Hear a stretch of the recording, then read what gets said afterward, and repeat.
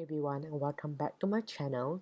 So today we are watching a 2003 American fiction adventure film called Timeline. And it is so the whole plot is about setting from Professor Edward Johnston, who leads an archaeological study of the village of Castledat near, near La Roque Castle in northern France, the site of the 1357 hanging of Lady Clare, sister to Arnaud de Serval. I hope I'm saying the name right. Her martyrdom led France to win the Hundred Years' War against the English. Johnston's team includes Scottish archaeologist Andre Marak, Johnston's student Kate Erickson, Josh Stern, and Francois Dontel, and his son Chris, who is infatuated with Kate. While excavating a nearby monastery, they find a sarcophagus containing the remains of a French knight with a loped ear holding the hand of his lady, an unheard of practice of the time.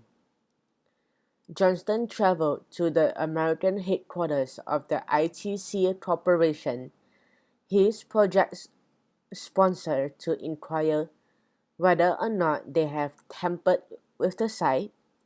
The students later discover a pair of Johnston's bifocals and note begging for help. Although both date over 600 years old when the students contact ITC, the company invites them to the headquarters.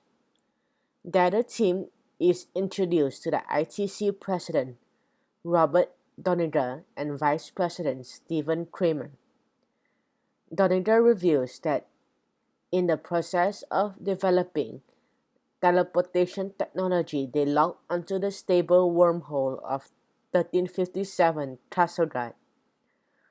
Johnston was invited to see the past for himself, but his group has not returned, and they want the students to go back in time and locate him.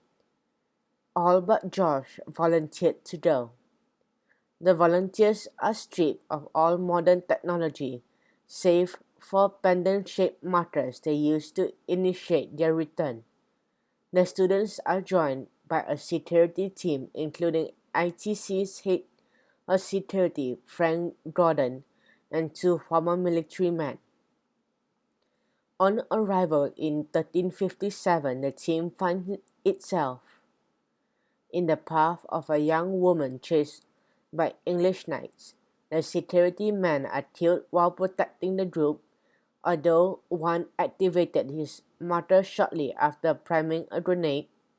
When his body arrives in the present, the grenade detonates and shatters much of the teleportation device. And George aids Kramer in making repairs.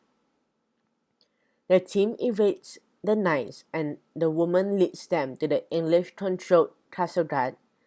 They are captured and brought before Lord Oliver de Vence and his second in command, the Care.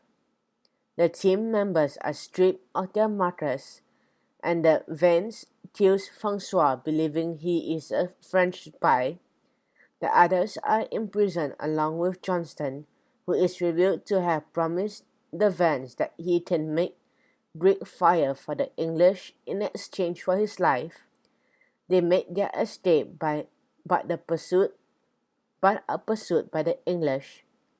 Gordon and Johnston are recaptured while the others make for the monastery led by the woman. The Care reveals himself to Gordon and Johnston as a former ITC employee, William Decker. He had frequently used the teleportation device but was not held by ITC that each used damage his DNA until it's too late, at which point he would die on a return trip. He plans revenge on ITC and kills Jordan.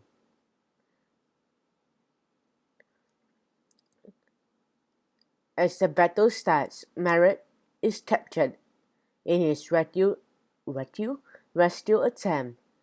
Lady Claire is also kidnapped. Merritt manages to free himself, Lady Claire and Johnston, while Chris helps the Cavall defeat the Vents. Derek slashes off Merritt's earlobe, and Merritt realizes he is destined to be the knight in the sarcophagus. Why do I find that I'm saying sarcophagus so hard, in such a hard way to pronounce?